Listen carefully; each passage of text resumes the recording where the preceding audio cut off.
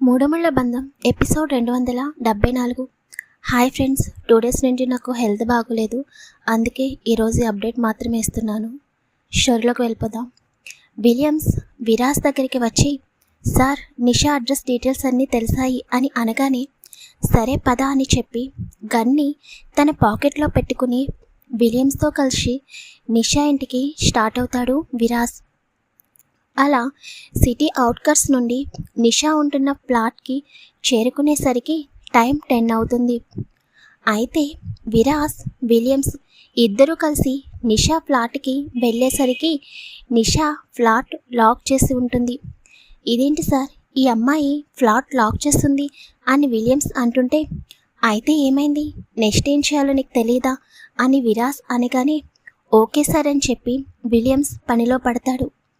Time 2 అవుతుండగా నిషా అపార్ట్మెంట్లోకి అడుగు పెడుతుంది. ఎదవల్ని అనవసరంగా నమ్ముకున్నాను. మార్నింగ్ నుండి ఎన్నిసార్లు కాల్ చేసినా ఫోన్ స్విచ్ ఆఫ్ వస్తుంది. ఈరోజు ఆఫ్టర్నూన్ కలవమని మరీ చెప్పాను కదా, ముందుగానే అమౌంట్ కూడా పేమెంట్ చేశాను.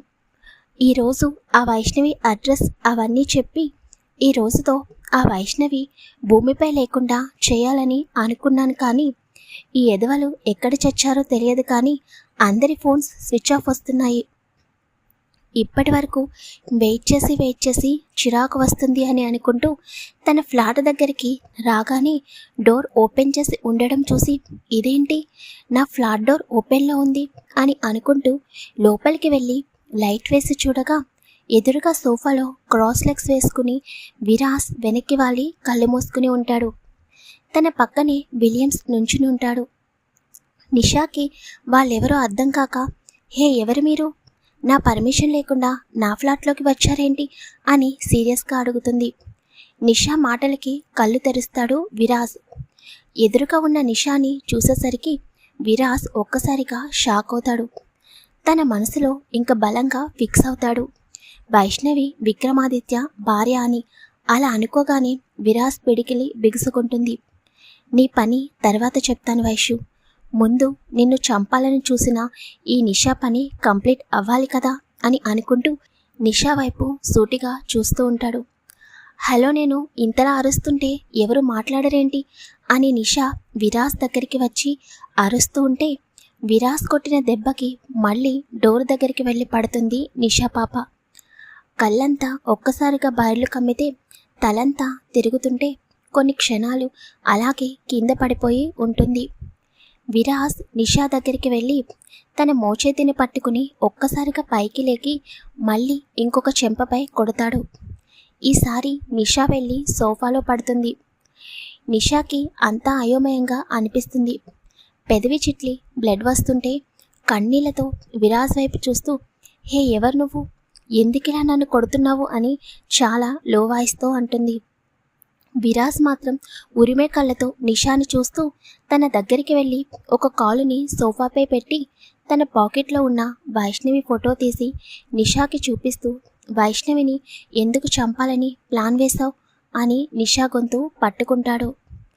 విరాజ్ పట్టులో ఊపిరి ఆగిపోతుందేమోనని భయం వేస్తున్న నిషాకి నోట్లో నుండి ఒక్క మాట కూడా రాదు. స్పీకౌట్ అని గట్టిగా అరుస్తాడు విరాజ్. ఆ అరుపుకి రూమంతా ప్రతిధ్వనిస్తుంటే నిషా కళ్ళల్లో నుండి కన్నీళ్లు వచ్చేస్తాయి. ఇంకొక నిమిషంలో నిషా ఊపిరి ఆగిపోతుంది అనగా తన గొంతును విడిచిపెట్టి చెప్పు అని అరుస్తాడు. వైష్ణవి ఫోటో చూడగానే నిషాకి ఏమీ అర్థం కాదు. ఇదేంటి, అసలెవరితను, వైష్ణవిని చంపమని నేను ప్లాన్ చేశానని ఎలా తెలిసింది, వీడెందుకు నన్ను ఇలా టార్చర్ చేస్తున్నాడు అని అనుకుంటూ, అసలెవరు మీరు, ప్లీజ్ కొట్టకండి, నాకు సమాధానం కావాలి, అప్పుడే కదా నేను మీకు ఏదైనా ఆన్సర్ చేయగలను అని బ్రతిమలాడుతుంది నిషా.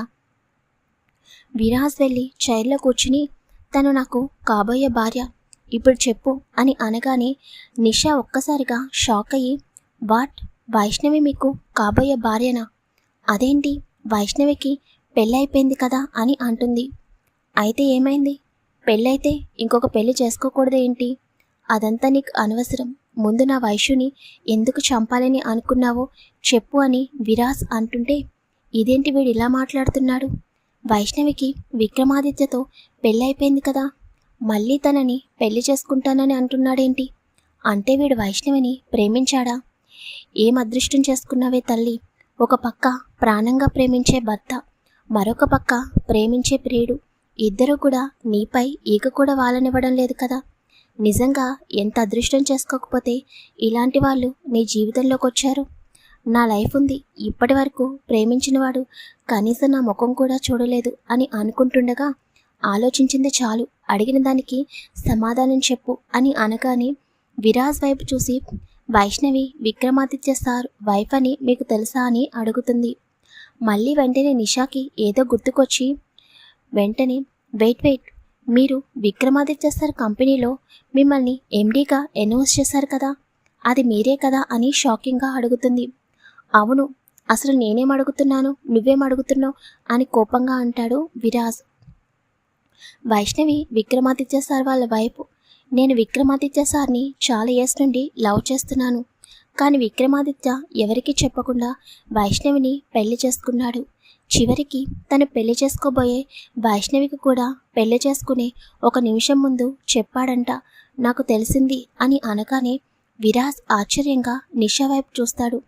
వెంటనే విరాజ్ మనసులో, అంటే విక్రమాదిత్య మ్యారేజ్ చేసుకుంటున్నట్టు వైష్ణవికి ముందుగానే తెలియదా అని అనుకోగానే విక్రమాదిత్యపై చెప్పలేనంత కోపం వస్తుంది విరాజ్కి. నాకు తెలుసు వైషు, నా గురించి తెలిసి నువ్వు అంత త్వరగా ఎవరిని పెళ్లి చేసుకోవని. ఇదంతా విక్రమాదిత్య ప్లానా? ఇప్పటి వరకు నీపై చాలా కోపంగా ఉన్నాను, కానీ ఇదంతా విక్రమాదిత్య ప్లాన్ అని తెలిసిన తర్వాత నీపై ఉన్న కోపం పూర్తిగా పోయింది. నువ్వేమీ బాధపడకు. నీ విక్రమాదిత్య నీ నుండి దూరం చేసి నిన్ను నా దగ్గరికి తెచ్చుకునే రోజు త్వరలోనే వస్తుంది అని అనుకుంటూ నిషా వైపు చూసి, ఇంకేం తెలుసు వాళ్ళ గురించి అని అడుగుతాడు. విరాజ్కి భయపడి నిషా చెప్పడం మొదలు పెడుతుంది.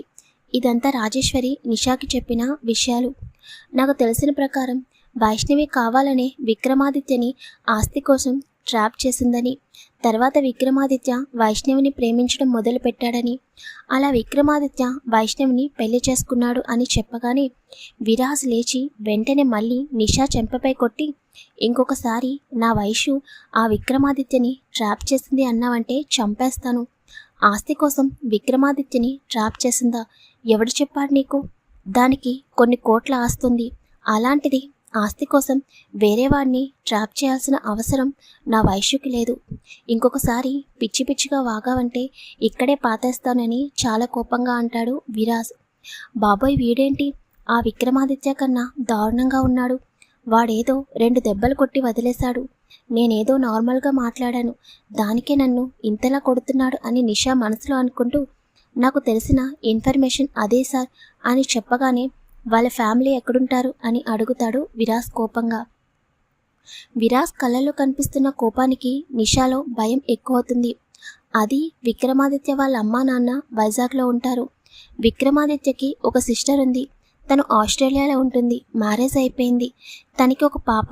ఇంకా విక్రమాదిత్య వాళ్ళ అమ్మకి ఒక అన్నయ్య ఉన్నాడు, అతనికి ఒక కొడుకు. వాళ్ళు కూడా వైజాగ్లోనే ఉంటున్నారు ప్రెజెంట్ అని చెప్పగానే వెంటనే వైష్ణవిని చంపాలని ప్లాన్ చేసావు కదా అని అనగానే నిషాకి ఏం చెప్పాలో అర్థం కాదు. అప్పటికే భయం వేస్తుంటే, అది నాకు విక్రమాదిత్యకి మధ్యన వైష్ణవి వచ్చింది, అందుకే చంపాలని అని అంటుండగా తన పాకెట్లో నుండి గన్ తీసి నిషా తలకి గురిపెట్టి షూట్ చేస్తాడు విరాజ్. నిషా అలాగే వెనక్కి వాలిపోయి ప్రాణాలను కోల్పోతుంది. చూస్తున్న విలియమ్స్ షాక్తో అలాగే ఉండిపోతాడు. తర్వాత సార్ అని అంటుండగా ఎవరికి ఎటువంటి డౌట్ రాకుండా బాడీని ఇక్కడి నుండి సముద్రంలో పడేసాయి అని చెప్పగానే, సార్ అమ్మాయి కదా అని అంటుంటే, సో వాట్, నా వైష్ణవి కూడా అమ్మాయే కదా, తనని చంపాలని అనుకోలేదా? నా వైష్ణవిని చంపాలని అనుకోవడం కాదు, ఆ ఆలోచన వచ్చినా కూడా వాళ్ళు ఇంకొక క్షణం కూడా ఈ భూమిపై ఉండరు. అలాగే ఈ నిషాకి నా గురించి తెలిసిపోయింది. నా గురించి తెలిసిన వాళ్ళు ప్రాణాలతో ఉండరని నీకు తెలియదా అని చెప్పి కోపంగా అక్కడి నుండి వెళ్ళిపోతాడు విరాజ్. విరాజ్ వచ్చే ముందే అపార్ట్మెంట్ టోటల్ సీసీటీవీ ఫుటేజ్ మొత్తం తన కంట్రోల్లోకి తెచ్చుకున్నాడు. అలాగే విరాజ్కి హ్యాకింగ్ బాగా తెలుసు. విరాజ్కి తెలియనివి అంటూ ఏమీ లేవు. మాఫియా రాజ్యాన్ని ఏలినవాడు. హ్యాకింగ్ దగ్గర నుండి ప్రతిదీ తనకి తెలుసు. సీసీటీవీ కెమెరాస్ని తన హ్యాండ్ ఓవర్లోకి తెచ్చుకోవడం ప్రతిదీ విరాజ్కి వెన్నతో పెట్టిన విద్య. అందుకే ముందుగానే ప్రీ ప్లాన్డ్గా ఉన్నాడు.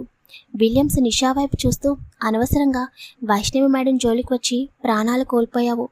ఎవరింటి పిల్లవో నువ్వు. చివరికి మా సార్ చేతిలో ప్రాణాలు కోల్పోయావు. మా సార్ని చూస్తుంటే నాకే భయం వేస్తుంది. ఒకప్పటి మాఫియా రాజ్యాన్ని నడిపించే విరాజ్ సింహాలాగా మారిపోయారు అని భయంగా విరాజ్ చెప్పిన పనిని చేయడం మొదలుపెట్టాడు విలియమ్స్. అలాగే విలియమ్స్ ఆలోచనలో పడతాడు. ఇదేంటి, నిజంగానే వైష్ణవి మేడం విక్రమాదిత్య సార్ని పెళ్లి చేసుకున్నారా?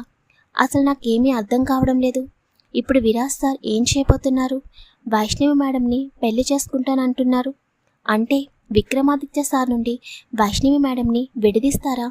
ఏదేమైనా మా సార్కి నేను సపోర్ట్గానే ఉండాలి అని అనుకుంటూ విరాజ్ చెప్పిన పనిని చేస్తాడు. విరాజ్ తన కార్ స్టార్ట్ చేసుకుని చాలా స్పీడ్గా హైవేపై తన కారుని పరుగులు పెట్టిస్తాడు.